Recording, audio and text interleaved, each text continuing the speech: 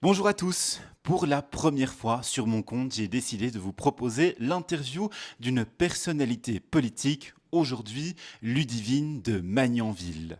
Ludivine de Magnanville a un parcours atypique. D'abord restauratrice dans la région bruxelloise, elle s'est ensuite investie au parti Défi. Elle a été élue avec Défi au Parlement bruxellois et s'est ensuite tournée vers le mouvement réformateur.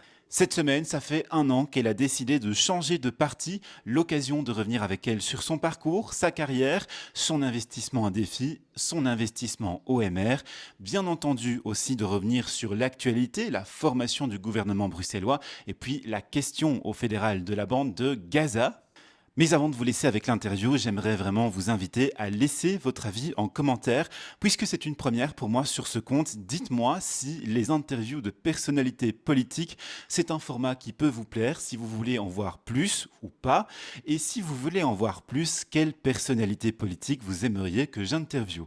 Et sans plus attendre, on se transfère maintenant au Parlement bruxellois avec Ludivine de Magnanville. Bonjour à tous, vous me voyez ici au Parlement bruxellois et je suis accompagné de Ludivine de Oui, Magnanville. ce beau décor n'est pas chez moi. Je précise.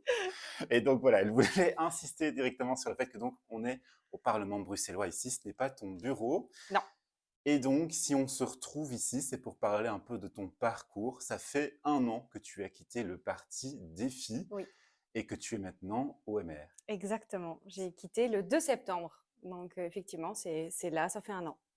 Alors, je propose de commencer par le début, hein, par ce qui t'a amené en politique, et puis de venir ensuite sur l'investissement à défi, l'investissement OMR, et puis forcément les questions d'actualité aussi au niveau Ouais. politique, avec la formation du gouvernement bruxellois qui s'éternise. T'as combien de temps?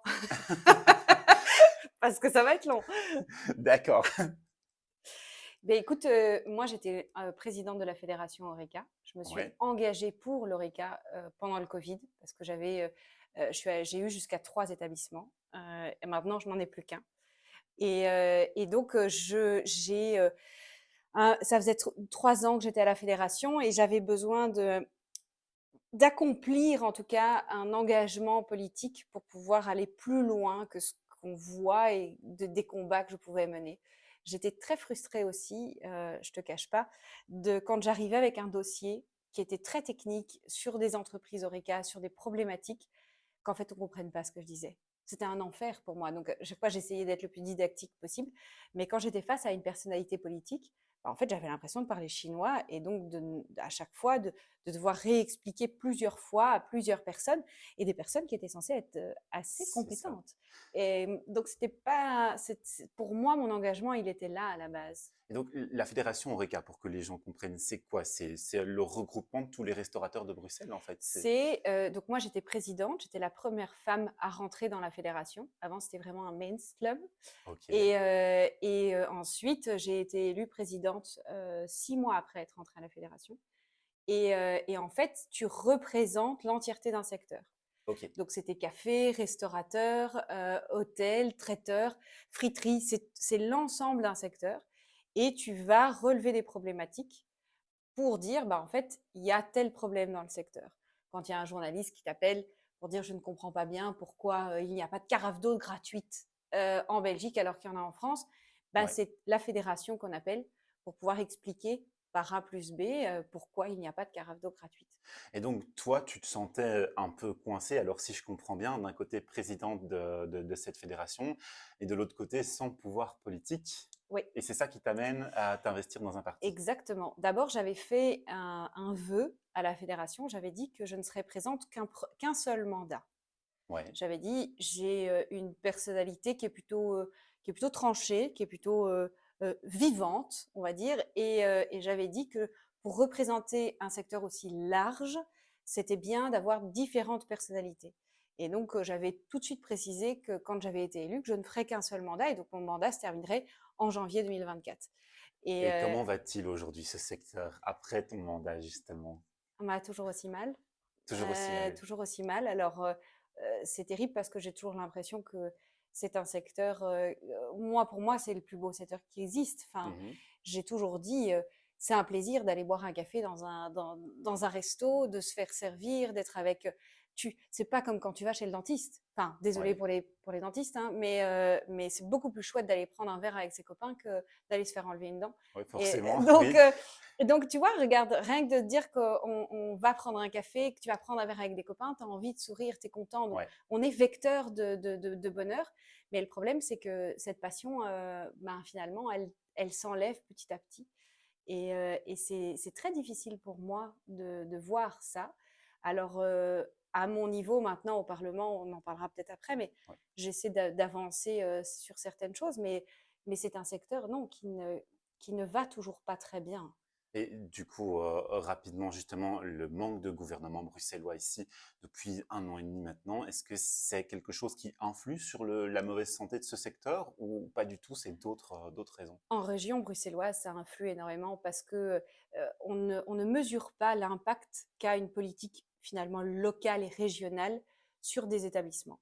C'est bête, mais le good move a changé des choses, la Ouais, manière dont on accède à une ville, le prix du stationnement, c'est plein, plein, plein de choses, la propreté, la sécurité. Moi, je me souviens de restaurateurs place Bethléem. mmh. Mais en fait, quand il y a eu les premières fusillades, ben, il me disait, moi, mes clients ne veulent plus venir. Et donc, l'ORECA, finalement, est un point central d'un mal facile au niveau de la région bruxelloise. Donc, propreté, sécurité, avenir. Ouais. Est-ce qu'on va continuer d'investir en tant que patron ORECA dans la région si finalement il n'y a pas de gouvernement, s'il y a une possibilité d'avoir un gouvernement PSPTB écolo? Est-ce que ça sert à quelque chose? Plutôt aller en Wallonie ou en Flandre, parce que peut-être que ce sera plus, je dirais, friendly pour les entreprises. Un Donc, gouvernement PS-PTB écolo ferait peur aux ben, employeurs? aux entreprises, évidemment, bien sûr, parce que tu n'es pas à l'abri d'avoir des taxes supplémentaires. Je trouve qu'on en a déjà quand même pas mal.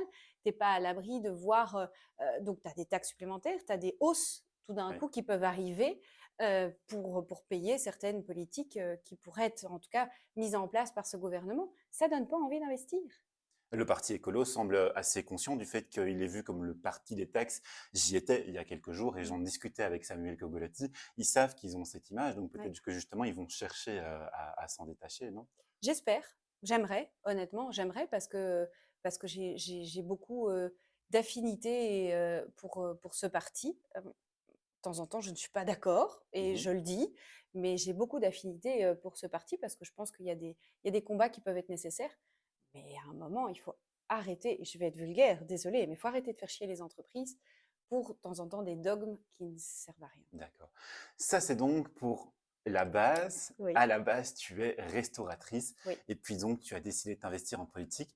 Pourquoi chez Défi? Heu, c'est Fabien Minguin Oui, qui est venu me voir, j'en de parle la pas famille beaucoup. d'Olivier Minguin. Ouais, c'est ça, j'en parle pas beaucoup, enfin, j'en ai pas beaucoup parlé. C'est Fabien qui avait repéré que j'allais arrêter la fédération et qui est venu me voir, qui m'a posé des questions, qui m'a demandé, par rapport à mon engagement politique et tout, et j'ai adoré travailler avec Fabien. Je c'est quelqu'un pour qui, j'ai vraiment une profonde amitié.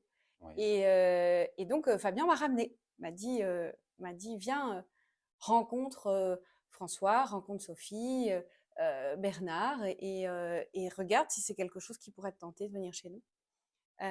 Et en fait, je suis rentrée un peu comme ça, si je puis dire. J'ai d'accord. Un peu suivi, par défaut, entre guillemets. non, parce que, j'ai eu la chance et le luxe, alors certains, ont vulgarisé cela en disant que j'avais fait mon shopping. J'ai eu la chance mais je partais du principe que c'est parce que j'avais fait très bien mon métier quand j'étais à la fédération, c'est-à-dire que d'être proche de plein de partis différents. Oui, Le Parti socialiste n'est pas venu me chercher, hein, pour donner un d'accord. pour donner cours, Ok. mais j'ai eu la chance en tout cas de pouvoir, discuter avec, pas mal de personnes parce que le bruit commençait à courir que j'allais, quitter la fédération. Oui, Je suis aussi très, très amie avec David Lester depuis longtemps et c'est quelqu'un qui m'a, beaucoup conseillé amicalement quand j'étais à la fédération, donc c'était quelqu'un, qui est pour qui oui, j'ai beaucoup de respect. Mais Fabien avait un discours qui m'intéressait. J'aimais bien le libéral social, j'aimais bien plein de choses comme ça qui finalement ont fait que je suis rentrée chez Défi. Et puis, j'étais arrivée avec quelque chose. J'avais dit, dans votre programme, il n'y a rien pour les entreprises. Il y a 2 pauvres lignes qui sont d'ailleurs pas applicables parce que vous ne serez pas en majorité au fédéral. Donc, franchement, et il Mm. m'avait dit, non, non, mais attends, tu es là pour ça. Je me dis, oh, trop bien. C'est-à-dire que Ouais, tu rentres dans un petit parti, c'est son premier engagement en politique, et en plus, on te dit, bah, tu vas être là pour ça. c'est ça. Tu t'es dit, il y a tout à construire et c'est peut-être Ah un truc ouais, qui t'a motivé, ah quoi. bah ouais, moi je trouve ça génial de rentrer dans quelque chose où on te fait confiance et on te donne les clés. Ouais. Ces clés, on ne me les a pas données. Et Mais comment ça s'est traduit dans la réalité, justement? dans la réalité, c'est-à-dire que je me suis engagée oralement chez Défi, parce Ouais, que ce n'était pas encore public. Et puis j'ai commencé des réunions avec eux pour pouvoir voir un petit peu ce sur quoi on pouvait travailler. Et j'étais arrivée avec un certain nombre de points. Alors, il y avait des points utopistes et des points totalement réalisables. Et j'ai rapidement compris que ça allait être un petit peu plus compliqué que ça, parce que je suis rentrée dans une atmosphère où, en fait, bah, chacun a sa ligne. Fabien c'est avait ça. une ligne, Sophie avait une ligne, François avait une ligne. Alors, la ligne de François et Sophie se retrouvaient quand même pas mal, surtout parce qu'ils étaient vraiment collègues au fédéral. Mais Bernard avait une autre ligne. Et donc, tout de suite, je me suis dit, waouh, c'est un peu. Moi qui suis une fonceuse, qui aime bien quand c'est clair, et on y va, et on est sur un rail et on défonce tout. Là, j'ai eu un petit. Mais ok, je me suis dit, c'est peut-être moi qui rentre en Mais ça, politique. ce sont des problèmes que tu peux retrouver dans n'importe quel Non. parti. Au mouvement réformateur, il y a bien des personnes qui ont un avis différent de celui de Georges-Louis Boucher. Oui, mais c'est clair. Je veux dire, les choses sont claires. Il y a un président Oui, qui est un leader, qui lead un groupe, qui est, je vais le comparer, hein, qui est un chef d'entreprise. Et oui, je vais le comparer au monde que je connais. C'est un chef d'entreprise. Il a une ligne. Si à un moment, bah, finalement, on demande des ajustements de manière collective sur une ligne, il entend ou il n'entend pas. ouais, Soit il c'est entend ça. et on trouve une solution. Mais c'est clair. Ok. C'est clair. Et donc, chez Il y a Défi, il y quelque avait un chose. peu trop de flou. Ah bah c'était flou, c'est-à-dire qu'on pouvait décider quelque chose en début de conseil du parti, et puis à la moitié il y avait autre chose, et puis à la fin on trouvait autre chose. Et en fait c'était toujours à chaque fois un truc qui était pas. En tout cas moi qui suis quelqu'un qui est très pragmatique, qui est très clair, qui quand on me dit quelque chose, bah je l'intègre et je l'applique. Bah là ça rentrait pas dans mes codes quoi. Et donc je m'étais dit tiens c'est peut-être parce que je suis nouvelle. Est-ce que ça pourrait expliquer, d'après toi, la défaite électorale au 9 juin 2024 du parti Défi? Parce que moi, je t'avoue un truc, il y a quelque chose que je me demandais à l'époque, à ce moment-là, c'était simplement la question de c'est quoi le programme de Défi? C'est Voilà, quoi ce qu'ils défendent? Et voilà. moi, même en étant investi dans la politique, et je pourrais dire, je vais rencontrer bientôt Sophie Roni, je pourrais lui redire aussi la même chose, Ouais. hein, Mmh. même en étant investi dans la politique, je n'arrivais pas à Non, dire ce que Défi défendait. ouais, mais je suis tout à fait d'accord. Finalement, c'était quelque chose, et je peux le dire aujourd'hui, je pense que j'étais une erreur de casting. Enfin, franchement, je pense sincèrement que j'étais une erreur de casting. Par contre, si je le referais, oui, je referais la même chose. Et pourquoi ne pas avoir choisi justement de rester et de tenter d'aider des filles à se relever plutôt que de partir au OMR? Alors, j'aurais adoré, sur un point. C'est si à un moment, on avait un leader ou une leaduse qui avait les épaules pour pouvoir tirer tous ces égos, toutes ces histoires, tout ce passif. C'est Ça, ça. mais c'était. Mais en fait, je me suis retrouvée dans un truc où j'ai beaucoup, beaucoup espéré. Justement, en termes de changement, comment est-ce que cette ligne allait être plus claire ou Oui, pas. Et je me suis tout de suite rendu compte que déjà, moi, je faisais tâche chez eux. Mais ok. vraiment, c'est-à-dire que Tu te sentais pas intégré dans le parti? ah mais j'ai adoré faire campagne. J'ai trouvé des gens formidables avec qui faire campagne, où j'ai été super intégrée, où j'ai encore des images où c'était génial de faire les marchés. Sophie, par exemple, elle a une capacité à capter les gens comme Ouais, ça. dans de la légèreté, directement. Quand ça rentre pas dans le fond, c'est facile en fait. Et elle a une énergie en campagne, franchement, qui est extraordinaire. Donc ça, mais quand il s'agissait d'avoir du fond, d'avoir quelque chose de concret, on avance, là, c'était hyper compliqué. Et en fait, tout l'été, moi, je vais te l'avouer aujourd'hui, et je l'ai dit en bureau de parti à plusieurs reprises, tout l'été, je disais, s'il vous plaît, n'allons pas, on ne va pas d'office dans l'opposition. Écoutons ce qu'a à Ouais, dire le MR, parce que c'est la porte ouverte au PTB. J'ai dit, s'il vous plaît, ouais. moi j'ai encore une entreprise en région bruxelloise. Là, je me suis pris en pleine phase de, ouais, enfin bon, ça suffit avec tes entreprises à un moment. Je dis, oui, mais c'est ce qui fait tourner l'économie, une entreprise. C'est Oui. grâce à ça que tu peux avoir des pouvoirs publics forts, que tu peux avoir une administration forte et finalement aussi du social. Donc, une entreprise, tu ne dois pas la négliger. Et donc, je disais, mais s'il vous plaît, et en fait, tout le monde était ancré dans une espèce de, pas tout le monde d'ailleurs, c'est ça qui était fou, dans une espèce de haine du MR avec l'historique du FDF que je n'avais pas. Moi, le Est-ce que FDF, c'était lié à la personnalité de Georges-Louis Boucher? Parce que je sais que de tous les échos que j'ai eus des négociations au gouvernement bruxellois, négocier avec Georges-Louis Boucher, c'est pas facile au vu du caractère de ton président actuel. Est-ce que ça aurait pu être lié à ça? alors, est-ce que c'est pas facile parce qu'il lâche rien? Est-ce que c'est pas facile parce qu'il est dur? Bah, en fait, c'est quelque chose que je respecte. Et je pense que c'est pas facile de négocier avec Ahmed Laouaj non plus. Oui. Enfin, et je trouve que peut-être que c'est pas facile, mais donc parce que c'est pas facile, on n'y va pas. Parce que c'est pas facile, De ça, mais aussi parce qu'on est face à un on f- président de parti qui est H24 dans les médias, qui fait beaucoup de sorties médiatiques qui sont parfois choquantes pour certains.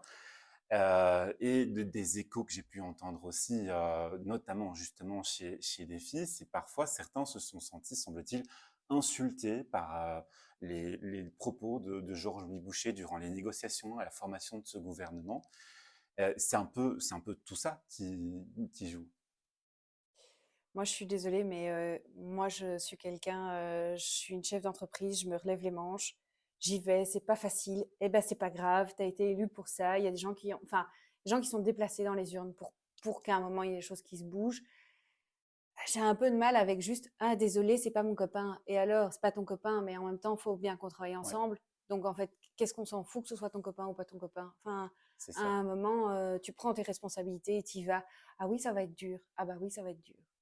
Et donc pour resituer un peu dans le temps, donc là on est juste après le 9 juin, le Parti des filles vient de connaître une assez grosse défaite, hein. On a Ouais. pratiquement que François De Smet qui est survivant à la Chambre des Le soir du représentants. 9 juin, c'était très, très dur. Ouais. Ouais. Et puis toi, malgré la défaite du parti, tu réussis quand même à te faire élire Oui, du premier coup. C'était la première fois que oui, tu étais candidate. ouais. D'accord. Et donc, c'est tout ce flou autour dans le parti. Je me rappelle qu'à l'époque, au lendemain de la défaite, Défi envisageait même de vendre son siège social parce que c'était Mmh. un peu catastrophique chez eux. Ils se demandaient comment Ouais. ils allaient faire. Euh, et donc, il y a eu aussi une espèce de vague de départ du parti Défi. On a même eu la famille historique, hein, Olivier Minguin, qui a quitté Défi Qui a aussi. quitté après moi, hein. Oui. Ouais, qui a Oui, quitté mais après moi, hein. c'est pour dire qu'à terme, Ouais, il a ouais, quitté aussi. ouais. Donc, il y a eu une vague de départ de ce parti. Et donc, on peut se demander quand même si c'est pas par opportunisme de la part de certaines personnes. Moi, alors, je sais que ça a été très facile de me coller cette étiquette, d'opportuniste. Hem, je la comprendrais pour quelqu'un qui me connaît pas, parce Ouais, que j'ai été très discrète sur mon départ. Je n'ai fait qu'un seul article et je n'ai rien fait d'autre et dans l'article, je n'ai rien dit sur des filles. c'est ça. J'ai fait Chose le que tu es en train choix. de faire maintenant. Chose que je fais un an plus tard Ouais. parce que de l'eau a coulé sous les ponts, parce que je suis libre.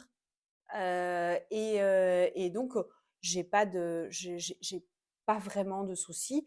Maintenant, je pense que Défi a creusé son histoire entre-temps. Donc, en fait, j'ai aucun problème à dire maintenant, je voulais pas être une hémorragie.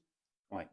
Je n'aurais pas, je n'avais pas envie de ça. C'est mon histoire, c'est moi qui suis partie de chez Défi. parce que je n'étais pas en accord finalement avec la direction, que ça ne prenait pas.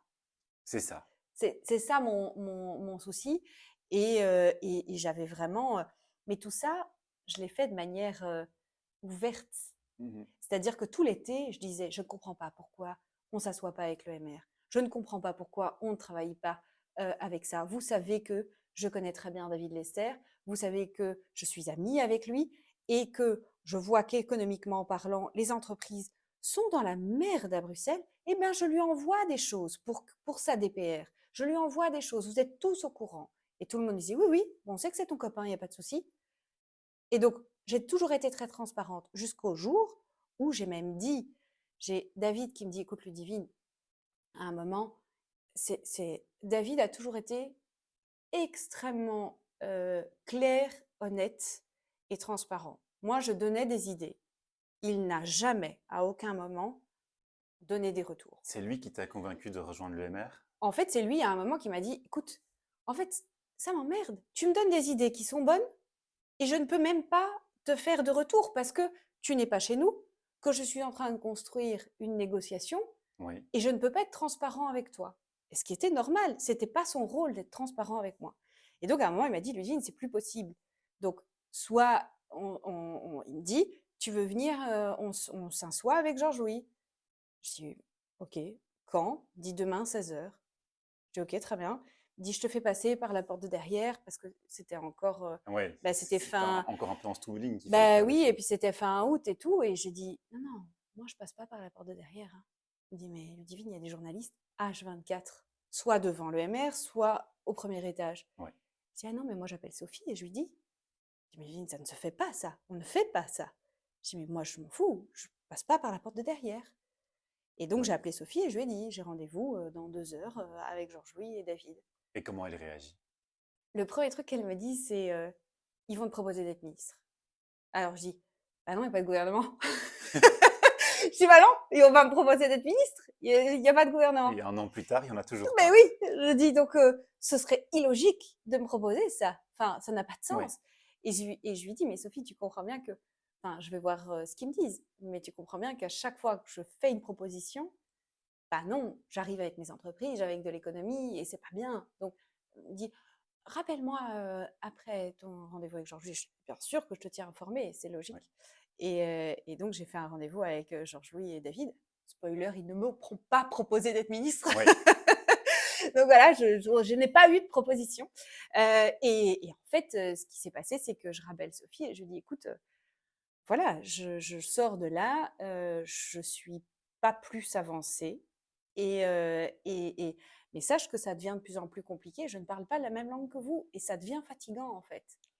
Parce que moi, je suis pas quelqu'un qui va rester enfin, assis sur ma chaise en conseil et en bureau du parti Et à attendre. vous avez tenté les choses avec Sophie Réauny pour changer ça dans le parti à un moment donné ou On pas? a, on a fait beaucoup de réunions pendant nos congés, donc fin juillet, début août, quand elle venait d'être élue, et beaucoup de réunions, de communication et tout ça. Et moi, j'avais une demande à chaque réunion, c'était que des filles arrivent à ne pas réagir sur quelque chose vis-à-vis de ce que va dire le MR, le PS, mais de créer son propre commentaire, de Oui. créer sa propre ligne. Et c'est quelque chose qui était hyper important pour moi. Moi, je trouve que réagir sur ce que quelqu'un dit, vraiment, ça n'a pas d'intérêt, quoi. Et donc, et pour construire ça, c'était important.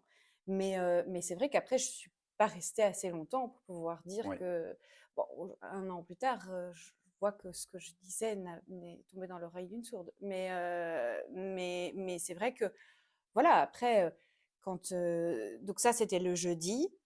Le vendredi, j'ai David qui m'envoie un message et qui me dit, je suppose que Sophie a dû te harceler pendant 24 heures pour savoir plus et être sûr que tu restes. Et je dis, bah non. Elle m'a dit, bah, quand même chelou. Je dis, bah non, non, moi, j'ai dit que fallait que je réfléchisse et tout. Oui. Et en fait, c'est mon mari qui m'a dit, pourquoi tu t'es engagée en politique? Je dis, bah, pour pouvoir travailler et faire bouger des petites lignes. J'ai pas la prétention de vouloir faire bouger des grandes lignes. Ouais. Faire bouger des petites lignes dans l'économie bruxelloise. Il m'a dit, est-ce que tu penses que tu peux le faire chez Défi? Et je dis, mais en fait, non. Je me bats déjà en interne chez Défi avant de me battre pour essayer de faire avancer avec d'autres partis. Il m'a dit, bah alors, c'est que tu n'avanceras pas.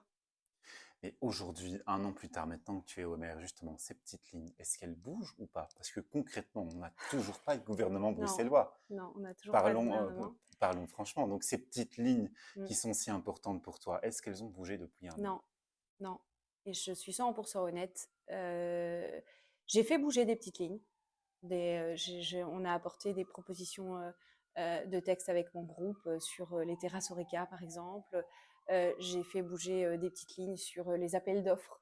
Parce Ok, que j'ai découvert que, en fait, quand il y avait un appel d'offres d'une administration, ben, on ne cherchait pas la rentabilité pour la région. Sauf que quand il n'y a d'accord. plus de sous dans les caisses de la région, maintenant, il faut chercher la rentabilité. Donc, voilà, c'est plein de petites choses comme ça. Là, je suis en train de travailler sur un gros dossier, mais ça fait depuis février maintenant. C'est les baux commerciaux Horeca. C'est-à-dire que. D'accord. Donc, c'est des petites. Et ça, c'est des petites Donc, lignes. les bails de location Ouais, des magasins, hein, pour que les gens comprennent exactement. quand même, C'est hein. les baux commerciaux pour tous les Ok, restaurants, les cafés qui, de temps en temps, ont des petites lignes que les restaurateurs ne voient pas. Et donc, je suis en train de travailler avec la fédération, donc mon premier amour finalement, pour essayer d'améliorer, en tout cas, les conditions de reprise ou de prise d'un fonds de commerce Horeca. d'accord. Mais tout ça, in fine, tant qu'il n'y a pas de gouvernement Tant qu'il n'y a pas de bruxellois, gouvernement, il ouais. n'y a rien qui bouge. Non. Et du coup, justement, c'est un bon tremplin pour en venir à Mm. ce gouvernement bruxellois.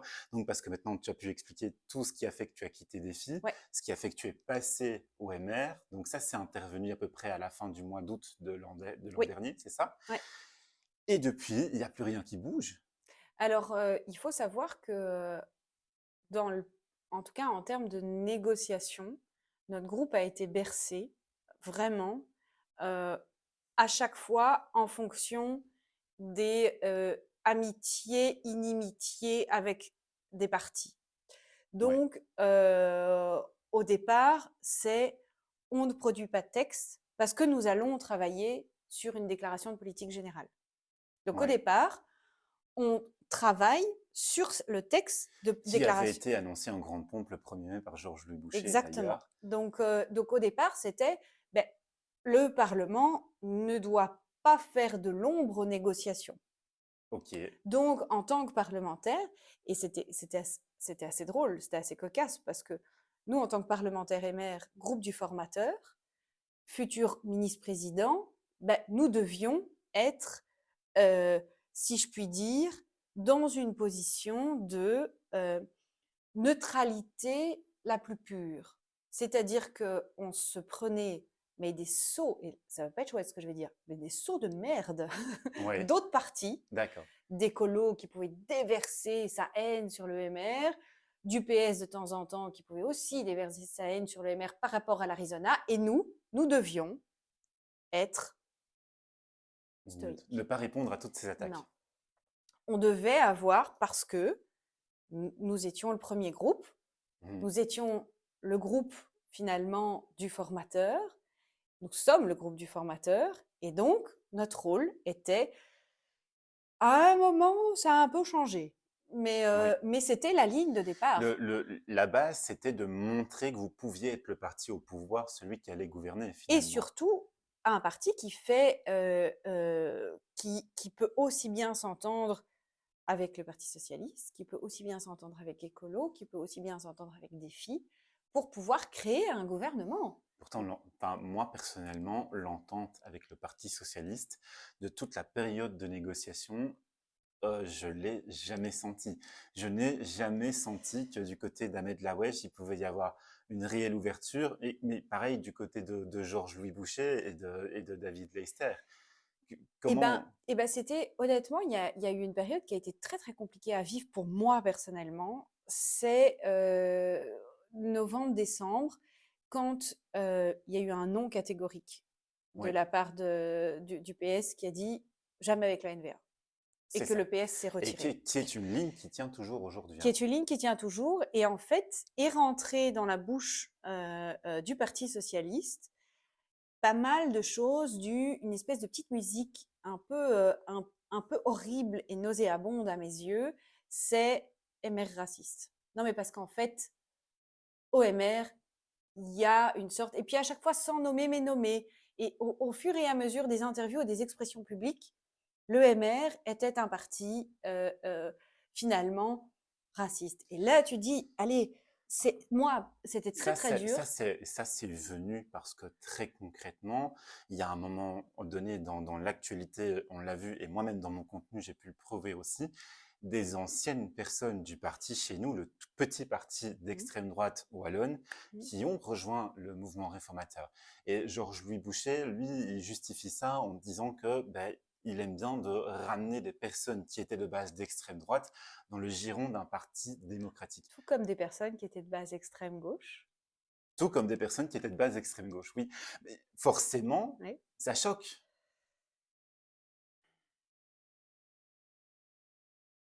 Je ne peux pas juger quelqu'un qui, à un moment, change d'idée. Je parle du principe qu'il y a que les cons qui changent pas d'avis.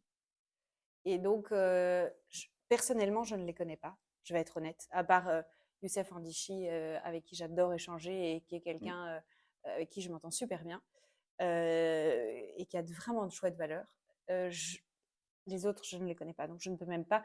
Je sais juste que bah, il y a certaines balises qui ont été mises au sein du MR, une surveillance, quelque chose. On en a parlé de manière totalement décomplexée. Hein. D'accord. Il faut pas faire. Enfin, Donc toi, ça a tu t'es pas été. senti mal à l'aise par rapport à ça dans le mouvement réformateur. Non, j'ai envie de faire confiance aux gens que j'ai suivis, c'est-à-dire David Lester. Moi, David Lester,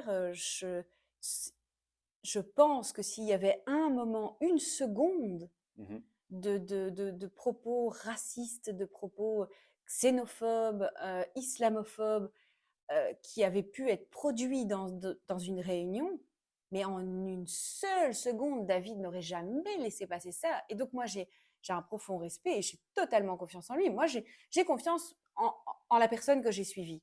Je me dis, c'est impossible. Moi, je n'ai assisté à rien de Ouais. ça, rien. Je n'ai jamais vu à un moment un truc qui m'a gêné. Par contre, effectivement, on associe de manière légère, parce que c'était léger, le MR à un mouvement raciste, Ouais. ça, c'était pour moi, c'était quelque chose de très très compliqué. Moi, j'explique à mes enfants que le racisme est un délit. Hein. D'accord. Donc, de voir ça et de l'entendre comme si c'était quelque chose de banalisé, on ne banalise pas le racisme. Et donc, ça, c'était très dur pour moi. C'était vraiment un truc où c'était pas simple. Émotionnellement, Ouais, c'était oui, pas simple. c'était pas chouette. Honnêtement, c'était pas chouette. Et là, tu t'es dit à un moment donné, je vais quitter ce parti ou Non, pas du pas tout? du tout, pas du tout, pas du tout. Je me disais, mais en fait, qu'est-ce que, qu'est-ce que les gens ne voient pas? Qu'est-ce que les gens ne voient pas? On a, enfin, on a un groupe à Bruxelles qui est un des plus beaux groupes, je trouve, du Parlement. Et d'ailleurs, et je me souviens à l'époque, ça avait, désolée, je vais être vulgaire, mais je parle comme ça, hein, mais Ok. ça avait fait chier François de Smet quand je lui avais dit la liste que David Lester a fait. Eh ben, c'est une des plus belles listes de la région. C'était D'accord. et François était là: «Bah, la nôtre est pas mal!» Effectivement, la nôtre est pas mal, mais la liste que David avait faite et moi je suis fière de faire partie de ce groupe.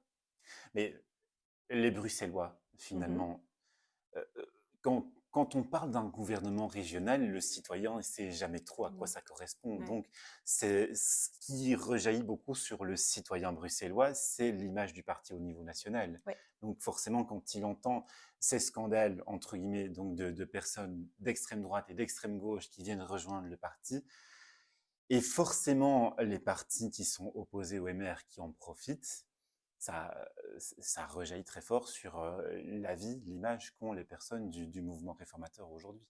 Hem, alors, j'essaie toujours de faire attention à ce que, finalement, notre, petite sphère politique, ne qui de temps en temps exclut, heu le voisin du coin qui exclut.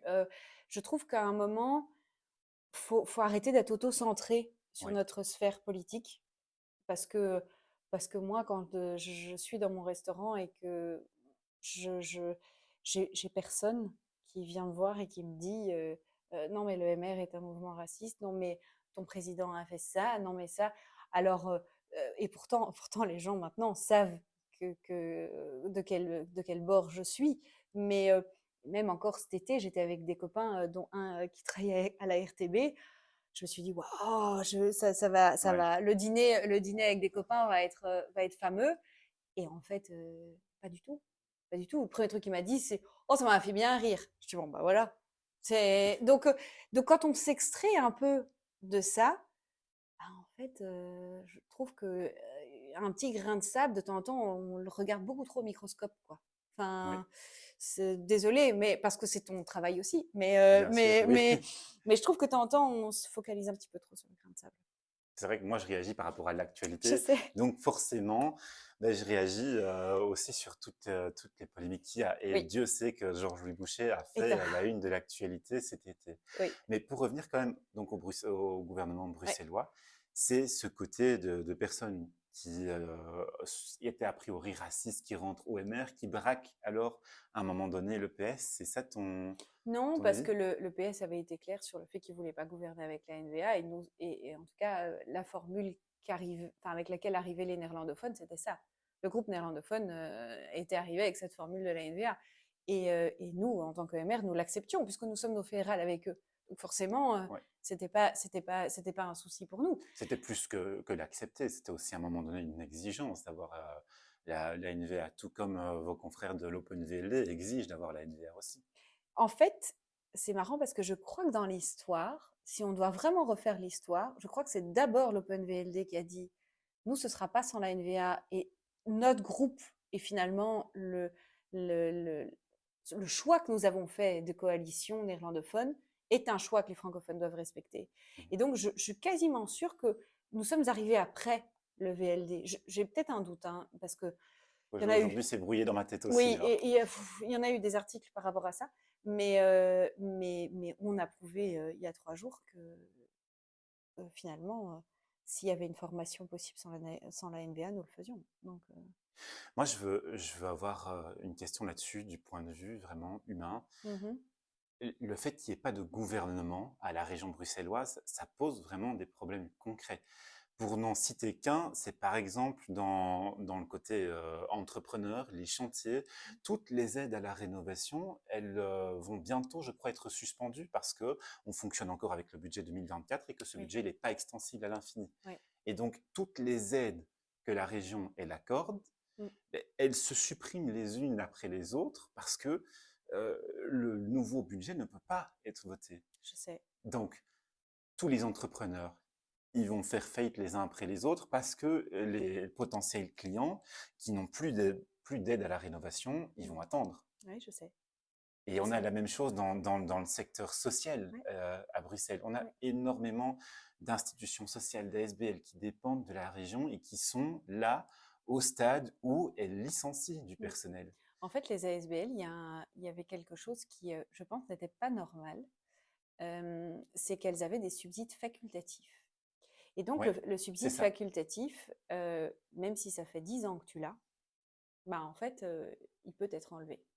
Mhm. Donc il peut être enlevé si c'est un choix politique ou il peut être enlevé s'il n'y a pas de gouvernement. Et je pense que, personne n'avait pensé à ça. Et donc il y a énormément d'ASBL, d'associations qui en fait, pâtissent et sont obligées de licencier et se retrouvent sans rien. Mais pour que Donc les gens se rendent compte, ce secteur-là associatif aujourd'hui, c'est 100 000 emplois dans la je région sais. de Bruxelles, Mmh. Ce qui qu'on sont appelle le non tous marchand. menacés pour l'instant. Oui, ce Tout qu'on le appelle le secteur, oui, oui, c'est ça. ouais, ce qu'on appelle le non marchand. Après, c'est pas faute d'essayer, honnêtement.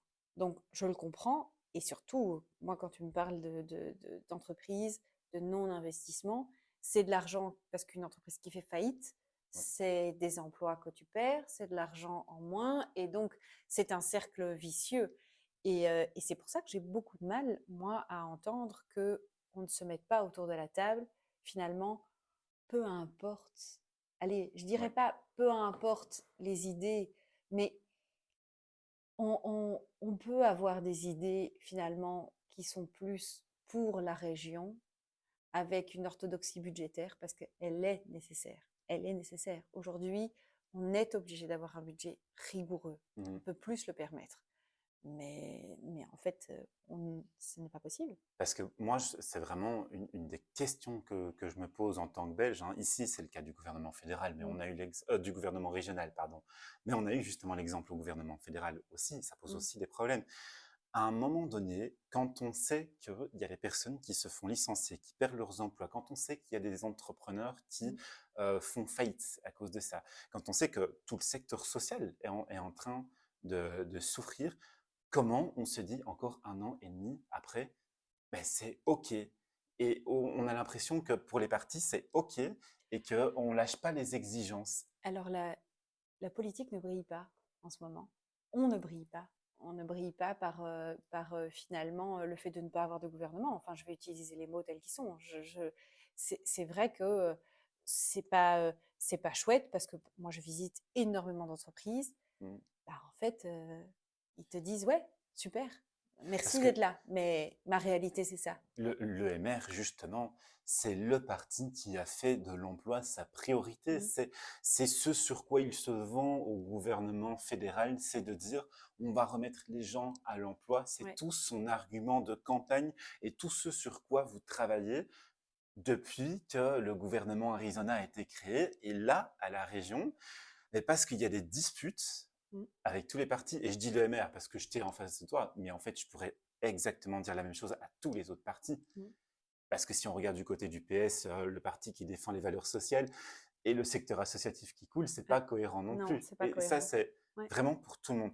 À un moment donné, comment ça se fait qu'il n'y en a pas au moins un qui se dit ben, on va lâcher nos exigences et on va quand même aller former ce gouvernement pour que les gens arrêtent d'être licenciés, pour que le secteur social puisse fonctionner dans cette région. Alors, il y a plusieurs trucs. Je n'ai pas assez d'expérience et d'expertise politique pour te donner la réponse parfaite. Je ne sais pas s'il y en a des réponses parfaites, mais il y a plusieurs trucs. Il y a le fait que tu as été élu pour un programme, pour des idées. Donc, c'est des choses que tu dois défendre. Donc, Ouais. quand tu arrives autour d'une table de négociation, tu arrives avec un petit bagage. Le bagage de tes idées, de ton programme. Le MR, c'est l'emploi, c'est l'entrepreneuriat, c'est l'économie, c'est la sécurité. Et donc, quand tu arrives avec ton petit bagage et que finalement, tu ne sais pas débattre avec les autres parce que déjà, ils ne sont pas là, Oui. parce qu'ils ne viennent pas, et que tu te dis, bon, ben, moi, j'ai été élue pour ça. Alors, en l'occurrence, moi, j'ai pas été élue au MR pour ça. Oui. Mais Mais après, ton siège est revenu au MR. oui, mon C'est siège, ça. ouais, Parce exactement. que tu as Non, été non, mon élu siège avec. m'appartient. Oui, ok. Mon siège m'appartient. Mais je veux dire, allez, dans les faits, tu as été élu avec Défi, Oui, donc c'était un siège quelque part attribué à Défi, puis ouais, que Défi perd et qui exactement. revient au MR. Ouais, À Défi la... a perdu pour le moment en 6 mois de siège Ouais, sur les 6 députés. Donc, ouais.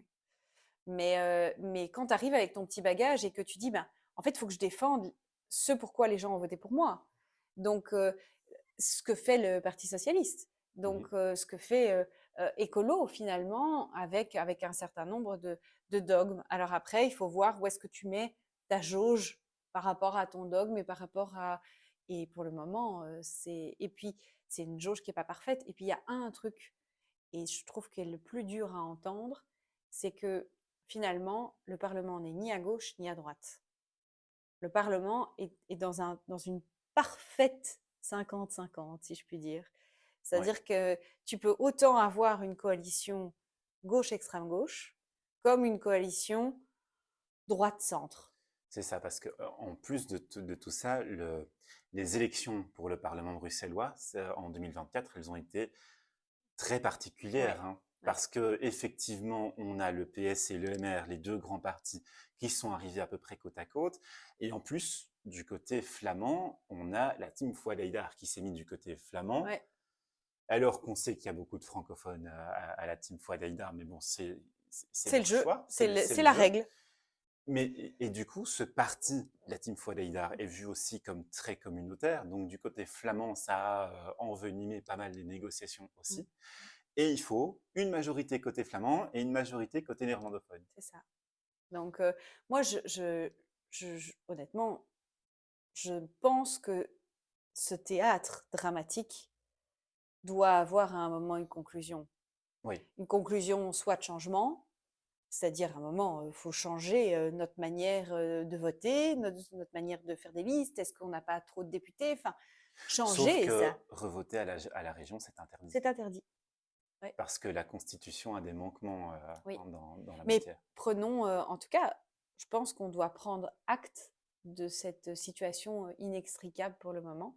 Je vais être honnête, en juillet, j'étais persuadée qu'on y arriverait. Oui. En juillet, oui. Avec c'était donc le Ouais, moment de la proposition de c'était Georges Louis. Georges-Louis Boucher. Ouais. On sait jamais, c'est bizarre, du côté du MR, qui est vraiment le leader dans les négociations? C'est Georges-Louis Boucher ou c'est David Lester? Oh, je pense que c'est un bon duo. C'est un duo qui doit pas être. Alors, moi, je ne suis pas dans le cercle privé de mon Oui. président. Je m'entends bien avec David. Et je ne fais pas partie du cercle privé de mon président. Je pense qu'il ne sait pas que j'ai 3 gosses et que je suis mariée, par exemple. Ok. En même temps, c'est pas ce qu'on lui demande. Mais je pense pas que enfin, je ne prends pas le thé avec lui et on se fait pas les ongles et on se fait Oui. pas des tresses. Donc, Je suis pas sûr qu'il soit du style à se faire les ongles non plus. peut-être, on sait jamais. Mais voilà, c'est pas, enfin, je ne fais pas partie de ce cercle-là. Mais je pense que c'est un bon duo assez équilibré. Le seul truc qui était entre guillemets un peu plus complexe, c'est que bah, en fait, tu as Georges-Louis David pour le MR, et de l'autre côté, tu n'avais que Ahmed, par Ouais. exemple. Tu n'as pas Ahmed et Paul.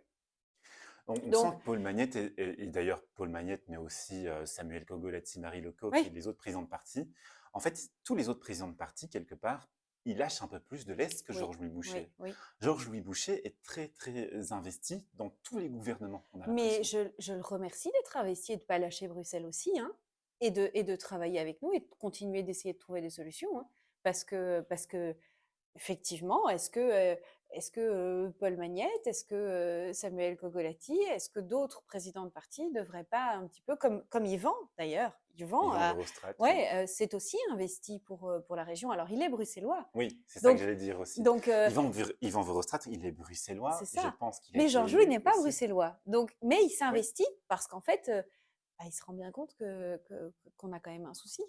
Donc moi, je trouve que ce duo, en tout cas, était plutôt moi, je l'appréciais et je l'apprécie parce que je le trouve équilibré. Après, les autres partis peuvent facilement dire oui, mais le caractère de Georges Louis. Mais ça veut dire quoi? Ça veut dire que tu n'as pas envie de négocier avec quelqu'un qui est plus dur que toi? Mais tu fais de la politique ou tu fais pas de la politique? Et si lui, Georges-Louis Boucher, se retirait justement d'un côté pour que satisfaire quelque part un peu tous les partis qui disent Georges-Louis Boucher, on n'en veut pas, son caractère est trop difficile pour nous. Si lui, il se retirait, qu'il laissait 100% faire David Lester. Mais Georges Louis n'est pas tout le temps là, hein.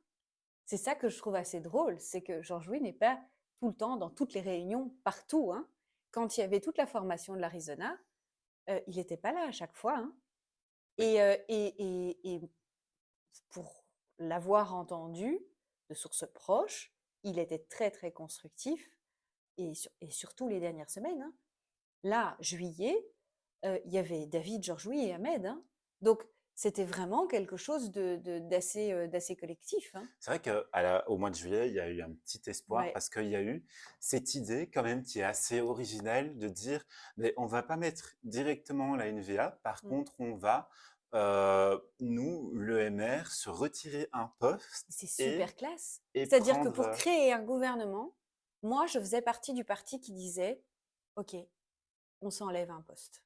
ouais, Ce pourquoi les gens se battent qui pour était avoir. donc, pour que les gens comprennent, c'était un poste retiré au Oui, MR qui devait être attribué à une personne de la société ouais, civile, mais qui était NVA compatible. exactement. Moi, j'étais hyper fière. J'étais hyper fière de me dire: «Eh ben, pour avoir un gouvernement, mon parti s'ampute d'un poste». Ce pourquoi les gens se battent, ce pourquoi les gens à chaque fois vont aux Ouais. élections. Ben non, moi, mon parti, il fait ça. Et pourquoi Franchement, cette proposition s'est effondrée? parce que, visiblement, je pense qu'il y a un truc qu'on a sous-estimé, c'était qu'elle était très proche du 21 juillet. Et donc, Oui, on a, il y a un moment où ça s'est essoufflé parce que, justement, chacun avait prévu de partir en vacances. Ouais, Mais ça, alors c'est-à-dire que justement, quand nous, par exemple, directement, vers le 10 juillet, 5 ou 10 juillet, on nous a dit bon, je ne sais pas si vous avez des billets, mais et si vous deviez partir en vacances, mais restez dans le coin. mais est-ce que tu te rends compte que ça, le fait de on va bientôt partir en vacances, c'est C'est pas horrible, audible mais pour la c'est pas audible, population? c'est pas audible. So- Mais c'est so- la réalité. soyons honnêtes. Les Nous, on nous a dit, politiciens, ah oui, oui, non, mais on- nous, on nous a dit, notre groupe, c'est vous restez. Il y en a même un qui a dit, ok, mais alors attends, si je dois prendre un billet de retour, on a tous dit, tu prends ce billet de retour si c'est pour avoir un gouvernement. Et donc on était, ok, on est, nous, bon, dans ouais. notre groupe en tout cas, je peux pas parler des autres parce que je ne sais pas comment ça s'est passé, mais je sais que ça s'est essoufflé avec les congés. Parce que tu me corrigeras si je me trompe, mais quand on est élu au Parlement bruxellois et dans les autres régions, le salaire, c'est à peu près 5 000 euros. Non, c'est un peu plus. C'est un peu Oui, c'est plus, un peu plus. d'accord? Les gens, les Belges, ne peuvent pas comprendre, je pense, qu'en étant payés des sommes Mhm, pareilles, mhm. on ne se dise pas, après un an qu'il n'y a toujours pas de gouvernement, ben tant pis, nos congés, ils vont sauter Ouais. et on va y aller et on va former ce gouvernement. Comment est-ce qu'on peut dire encore, alors qu'on attend déjà le gouvernement depuis plus d'un an et qu'on sait la situation dans laquelle Bruxelles est en train de se mettre, comment est-ce qu'on peut se dire, eh bien, on va partir en vacances quand même, c'est un mois et demi quand même la période de congé Mm, parlementaire, mm. hein. Pendant un mois et demi, on fait encore traîner plus les choses. C'est pour ça que je te dis que nous, notre groupe était prêt. Nous, notre groupe était prêt. On était tous là. On nous l'a dit. Hein. On a eu un message directement de OK, vous partez tous parce que le Parlement est fermé. Hein. C'est pas Oui, on est en vacances, le Parlement est ouvert, on part. Non, le Parlement est fermé, donc vous pouvez disposer de congés. C'est ça le truc. Nous, notre groupe directement nous a dit OK, c'est très clair, on va peut-être arriver à avoir un gouvernement et pour ça, il faut venir au Parlement voter. Et on fera peut-être une séance exceptionnelle. Eux directement, bon petit oui, soldat, parfait, on fait ça. Est-ce que dans les autres groupes, c'était la même chose? Je ne peux pas parler pour les autres. Mais nous, c'est on avait ça. un message qui était clair. Je dis, parce qu'on avait même qui était en train de calculer, je pars là-bas, moi, je partais pas beaucoup parce que j'avais encore mon restaurant ouvert. Donc moi, j'étais là, je suis là, il n'y a pas de Oui, problème. c'est ça. Mais, mais je sais que ça s'est essoufflé parce que le Parlement était fermé. Ça s'est aussi essoufflé parce qu'il y a eu l'histoire d'un Sherpa NVA Oui, qui devait finir autour de la table. Visiblement, c'était le Sherpa le plus, on va dire, dur de la NVA. Et donc, c'était un direct, je crois, de Bart de Wever. Et donc, à ce moment-là, le PS a dit oui, bon, alors reconsidérons quand même, avant de se mettre tous ensemble autour de la table, reconsidérons la question. Mais je pense que ces congés nous ont pas fait du bien. et aujourd'hui, on a eu la tentative d'Ivan Verhofstadt, Ouais. qui vient d'échouer aussi, parce que cette fois, c'est l'OpenVLD qui dit non à Ivan Verhofstadt. On a l'impression que c'est un cercle sans fin, et le problème, c'est que pendant 5 ans, on ne peut pas voter. Non, non, on peut pas revoter. On Donc peut pas. potentiellement, la région de Bruxelles-Capitale reste sans gouvernement pendant 5 ans. C'est pas vrai. Elle a un gouvernement. En affaires courantes, Ouais. qui ne peut pas prendre toutes les décisions d'un gouvernement de plein exercice, qui ne va pas pouvoir revoter Alors des moi, budgets pour l'année suivante. moi, ce que je non, parce que c'est le parlement qui va devoir le voter. Et ce que j'ai pas de complexe à dire, c'est qu'aujourd'hui, on a un gouvernement qui est pour moi un poil illégitime au niveau de son poids électoral. Mhm. Et ça me gêne un petit peu. Je vais être honnête. Je trouve que en termes de démocratie, j'ai un peu de mal. En termes de politique, j'ai un peu de mal parce qu'il y a des politiques qui sont qui poursuivent leur chemin. Est-ce que c'est des politiques qui ont été vraiment plébiscitées par les Bruxellois en 2024? Je suis pas certaine. D'accord. Et donc ça me gêne un tout petit peu parce que je trouve que il y a quand même pour moi un petit déni ouais, de démocratie par rapport à ça. Donc ça me gêne. Et parce que on a aujourd'hui, le Parlement, il travaille. Hein. Le Parlement, il vérifie tout ce que valide le gouvernement. Et en plus de ça, re-questionne sur d'autres trucs. Donc, franchement, Nous, on charbonne. Ça, il n'y a pas de, il y a vraiment pas de doute par rapport à ça. Je dirais que de temps en temps, le gouvernement, c'est un peu plus léger. Et du coup, ça, c'était pour tout le volet Mm. du gouvernement bruxellois. Comment est-ce que tu envisages... Pardon, je vais recommencer. Ça, c'était pour tout le gouvernement bruxellois. Ouais. Comment est-ce que tu envisages l'avenir maintenant? Euh, Moi, je suis hyper heureuse de venir tous les matins au Parlement. Mhm. J'estime que c'est une grande chance pour moi d'être là et je travaille justement pour faire bouger ces petites lignes. Parce que maintenant, ça fait quelques mois qu'on nous a dit, bah, ok, travailler sur... En fait, il faut savoir, comme ça tu sais, que quand tu as un gouvernement qui est mis en place, tu as ce qu'on appelle une déclaration de politique générale. Oui, Et donc, si tu veux faire un projet d'ordonnance, donc vraiment un changement de loi, oui, alors que tu as ta déclaration de politique générale qui va arriver parce qu'on est en égo, bah, en fait, on te dit non, non, non, non, tu changes pas les lois alors que on est en train de travailler sur un package oui. finalement. Là, on nous a dit franchement, allez-y, parce que on nous freinait un petit peu parce qu'on se disait bah à un Oui. moment, si on a un gouvernement, qu'on commence à travailler sur une loi, ben, est-ce qu'elle pourra voir le jour ou elle rentrera dans un gouvernement? Ça, c'était un petit peu une espèce d'entre-deux qui est un peu compliqué. Et moi, j'ai saisi cet entre-deux. C'est-à-dire que ben, je suis effectivement très bien payée. J'ai cette chance-là. En fait, mon travail, c'est d'essayer de continuer de faire bouger ces lignes avec un gouvernement ou sans gouvernement. Et concrètement, c'est quoi ces lignes? Ce que toi, tu défends vraiment de manière très concrète, qu'est-ce que c'est?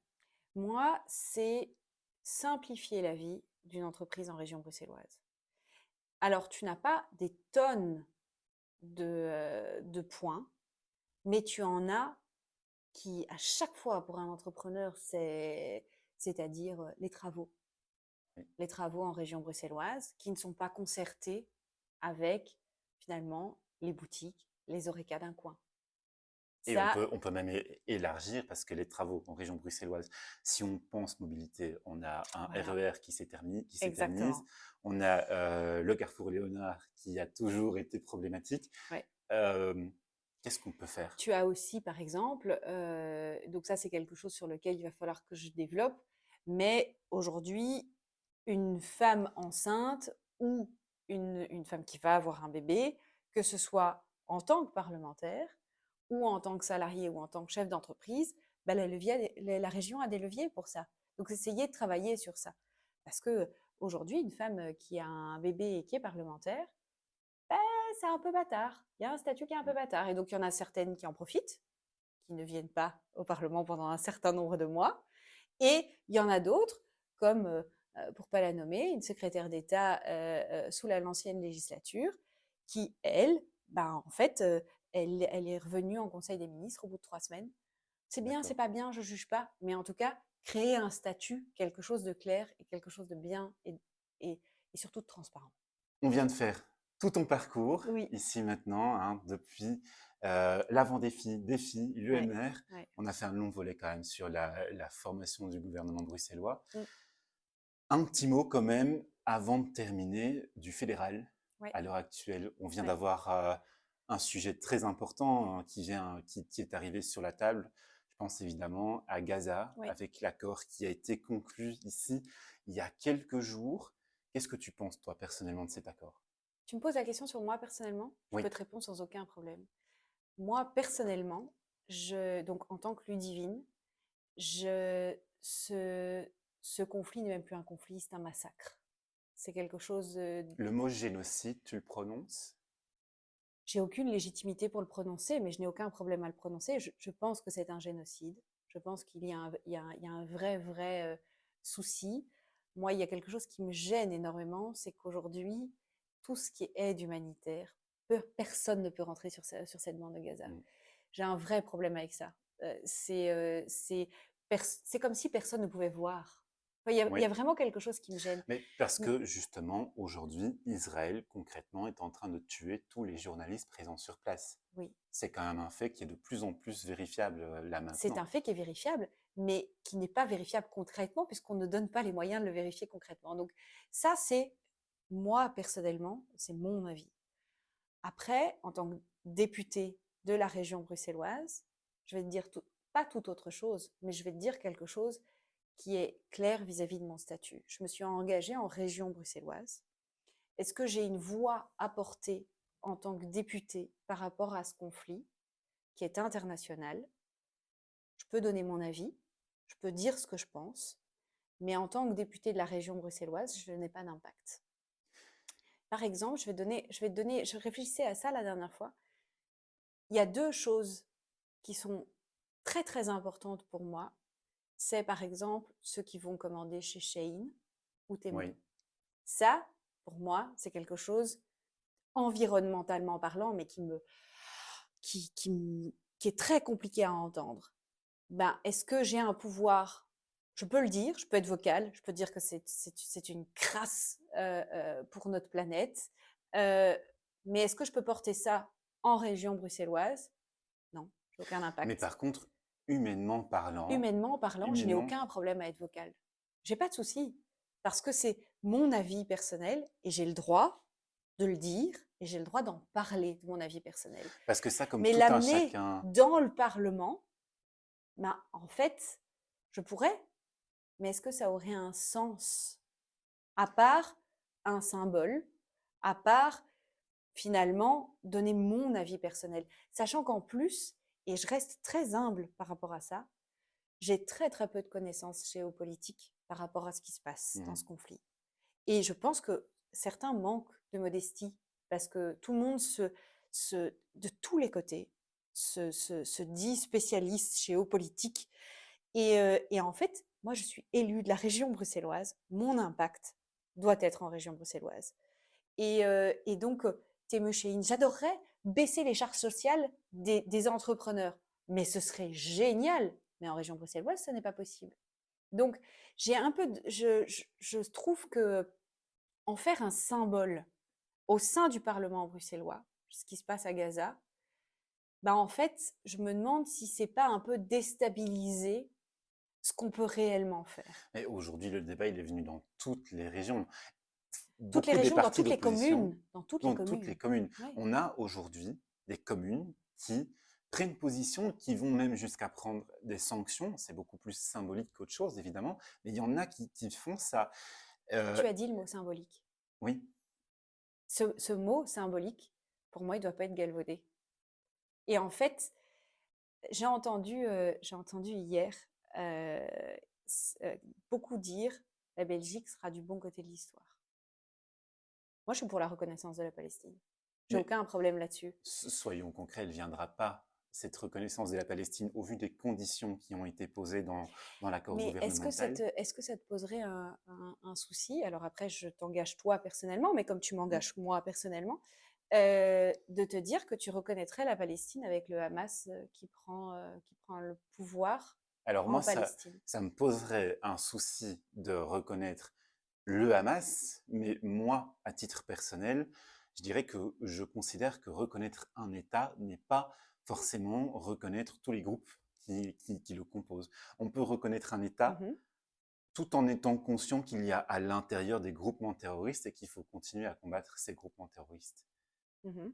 Et Moi, je pense que c'est légitimiser un groupe terroriste aussi, donc il faut faire attention.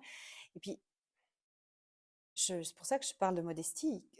Qui sommes-nous pour pouvoir finalement reconnaître la Palestine? Moi, j'ai un peu ce complexe de finalement de peu de connaissances géopolitiques. mhm. Ce n'est pas si c'était ma compétence, j'aurais, mais alors j'aurais lu, mais chaque parce que je suis une très très grosse travailleuse, mais je n'aime pas parler de choses que je ne connais pas. Tu ne m'entendras jamais parler de santé, de sans-abrisme et tout ça. Je peux te dire, oui, effectivement, je vois des sans-abri. Oui, effectivement, c'est quelque chose qui me touche. Et d'ailleurs, je suis bénévole pour plein de choses comme ça. mais je n'ai pas de compétences pures. Et donc, ce qui se passe, en tout cas au niveau de la reconnaissance de la Palestine et tout ce qui s'est passé au niveau du fédéral, moi, je trouve finalement très très bien d'avoir fait ce qui a été fait, parce qu'à un moment, il faut pouvoir dire les choses, il faut pouvoir parler concrètement, mais ce côté symbolique me gêne, parce que je pense que malheureusement, il y aura encore des enfants qui meurent de faim. C'est, je vais être honnête avec toi. Quand j'ai lu l'accord, j'ai envoyé une question, moi, à Georges-Louis Boucher. Je l'ai fait Mhm, en DM sur Instagram. Et je lui ai dit, euh, en gros, que ma crainte, c'est que quelque part, on dit, OK, on va reconnaître la Palestine mhm, quand le Hamas sera écarté du pouvoir, sous-entendu, parce que c'est dit aussi aux Nations Unies, quand il sera aussi désarmé. mhm. Ce que je lui ai demandé concrètement, c'est si ça ne se fait jamais, qu'est-ce qui va se passer si le Hamas ne rend jamais les armes, sachant que là, ça fait depuis le 7 octobre 2023 qu'il croule sous les bombes, qu'il est attaqué de toutes parts par l'armée israélienne, Mhm. et Qui gardent des otages. il garde les otages, Mhm, il en a libéré quelques-uns, mais il en garde, je mhm. pense, pour l'essentiel, et il ne rend pas les armes. Alors, à un moment donné, il y a une évidence qui, moi, m'apparaît, c'est que la Belgique va signer là le décret aux Nations Unies, Mhm. mais qu'en fait, comme ce sera par arrêté royal que d'application quand le Hamas sera écarté du pouvoir, mais ça sera peut-être dans 10 ans. Ça, c'est la Belgique. Ça, c'est notre petit pays, que j'adore, hein, mais qui est notre petit pays. Après, faudrait espérer qu'au niveau des Nations Unies, à un moment, il y ait une Ouais. prise de conscience, voire une prise de position, peut-être militaire, à ce moment-là. Ce que Georges-Louis Boucher m'avait répondu, c'est que lui, justement, il plaide, et c'est vrai que c'est mis dans l'accord aussi, il plaide justement pour une force d'intervention qui serait déployée à Gaza. Voilà. Je suppose qu'il pense au casque bleu, ça je ne le sais pas. Mais est-ce que c'est possible, concrètement? Bah, je trouve qu'il faudrait pouvoir se donner les moyens de le rendre possible. Enfin, à un moment, il y aura, enfin, c'est horrible ce que je veux dire, mais il n'y aura plus rien à reconnaître, hein. Mm. C'est-à-dire qu'on pourra dire ce qu'on veut, il n'y aura plus rien à reconnaître. Donc, entendre des phrases du on sera du bon côté de l'histoire. Allez, ça y est, t'as ta gommette, c'est bon, t'es du bon Oui, côté de l'histoire. Mais ça va pas s'arrêter, hein. Enfin, c'est, je, moi, je ne regarde aucune vidéo, aucune. oui. Je n'en suis pas capable. Elles sont trop dures à regarder. Ouais, je ne suis pas capable. Je ne fais pas partie de ceux qui regardent et parce que je ne peux pas. La dernière fois, j'ai des collègues qui m'en ont envoyé parce qu'on en parle beaucoup, hein. On en parle beaucoup entre nous, hein. Oui. Et d'ailleurs, si nos votes ont évolué au Parlement bruxellois. Mhm. Donc c'est assez cocasse de dire que finalement, le maire a une position et tout ça. Non, non. Nous, on en parle beaucoup, nos votes ont évolué, on a travaillé dessus. Après, on reste 100% lucide que le Parlement bruxellois puisse prendre des décisions, enfin, notre région bruxelloise qui compte 1,2 million de personnes, hein, puisse prendre des décisions alors qu'on n'est pas capable d'avoir de gouvernement, de s'occuper de notre sécurité, de s'occuper de notre propreté, de s'occuper de notre économie, de nos associations, de notre sans-abrisme. À un moment, il y a deux poids, deux mesures. Et ça, je trouve que c'est dommage qu'en tout cas, il y ait un débat qui en chasse un autre. Je pense qu'on D'accord. devrait pouvoir être humble par rapport à tout ce qui se passe. Et, et je ne pense pas que être du bon côté de l'histoire fera arrêter le massacre en cours. Ça, c'est évident. Mais D'accord. c'est Ludivine qui te parle. Enfin, et qui te parle sincèrement. Après, peut-être que je me ferai lapider en commentaire, et c'est une position que je n'ai pas de problème à dire, mais c'est mon avis personnel. Merci Ludivine pour toute cette interview. Merci à toi. Je pense qu'on a déjà fait là Ouais, pas mal le tour, hein, ouais. vraiment entre ton PC, entre le gouvernement bruxellois et le gouvernement fédéral. Mm, Il est temps de conclure. ouais. Est-ce que tu as un mot pour la fin éventuellement? Non, je trouve très agréable la façon, dont tu as de poser les questions Merci.